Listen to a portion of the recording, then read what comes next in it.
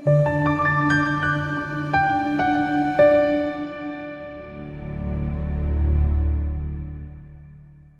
kwamukele kwi-channel igama kupastor weNingi ngokulele kuyithoba nokuzehlisa sibonga nje ithuba lokukhuluma nawe ngokukhethekile kwena kwi-channel la siletha khona ngamaphupho nencazelo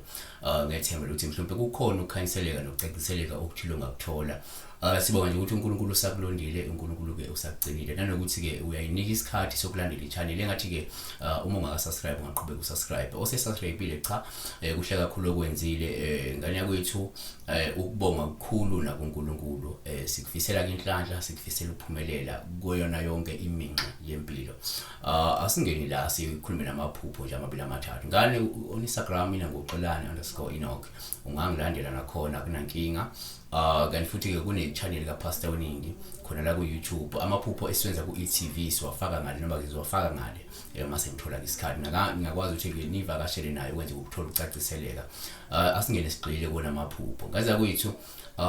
asingene la uFrans Mphele uthi siyabonga nge-channel of information pastor nami ke ngiyacela la nginephupho ngiphupha ke ngisesikolweni noma school camp was not as a student kuza ke inkosi uMisizulu athi kimi ke I'm giving you 10 seats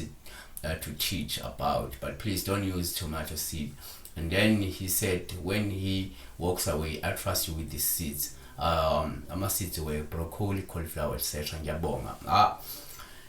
Asiqale kanje uphupha nje inkosi noma ukuphupha ingonyama. Lokho kukodwa kuwuphawu oluhle kakhulu, ikakhulukazi uma kukhombisa ubudlelwano obuthile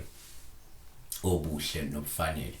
Okusho ukuphakama nje okuthile empilweni noma ukuhlonishwa okuthile ongase ube nako kulowo mkhakha osuke ukuwona sisho ukuthi la uma uphupha ke mhlawumbe ingonyama ikunikeza imbewu lolu uphawu lingabika la mhlawumbe ukuhlonishwa ozokuthola noma ukuthenjwa abantu ngenxa ke yeqhaza lakho kanti ngaphinde kusho ukuphakama empilweni okuzayo noma ke impilo ende ihambisana ke nodumo kuwena uma uphupha futhi la ubona imbewu lolu uphawu kwesinye isikhathi oluvama ukubika amathuba angcono esukeza kuwena noma ke inqubekela phambili ezoza kuwena ngenxa yabanye abantu noma ukukhula nokuthuthuka yithemba onalo lempilo engcono kanye ke nohlobo lwamasu noma kule inhlelo osuke unazo wena uqobo ingase zikuphumelelise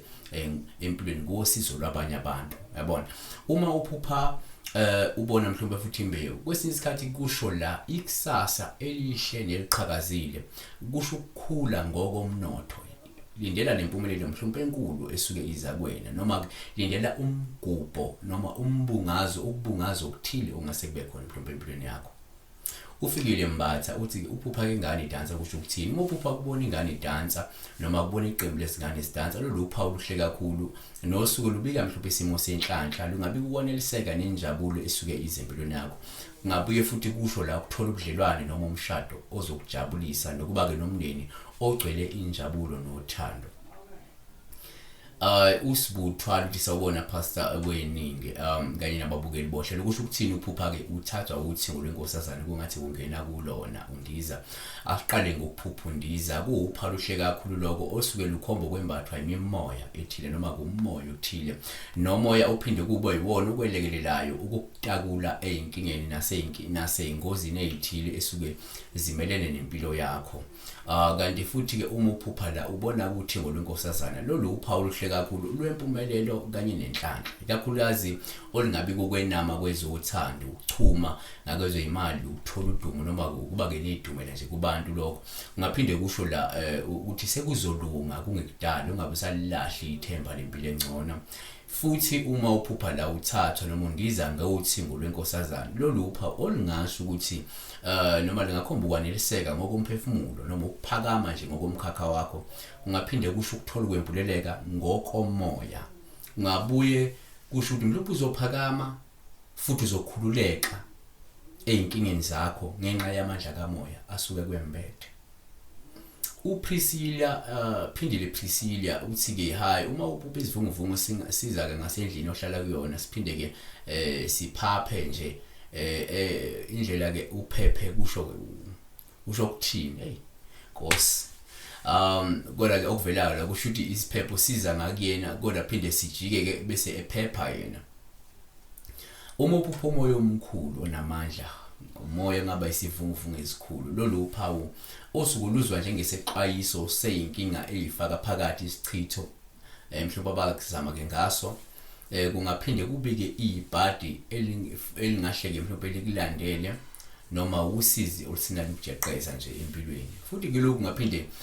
kubike la ulaka lwabaphansi noma ulaka oluvela kumdali olungasekela ukulandele, noma ke kuzoba nezinsolo nentukuthelo ongase ke ubhekane nayo ungazizelele. Sibonge ke ithuba siwabambele amaphupho ngethemba ukuthi sikwazi ukuthola elinye ithuba sibe sikhulume nawe futhi ngokukhethekile. Ungakhohlwa ukuya ku Instagram and follow me @xolani_enoch noma uyeke lapha na ku Pastor weNingi channel la sifaka khona ama video suke senze on iTV. Ngiyabonga kakhulu, ngibusise.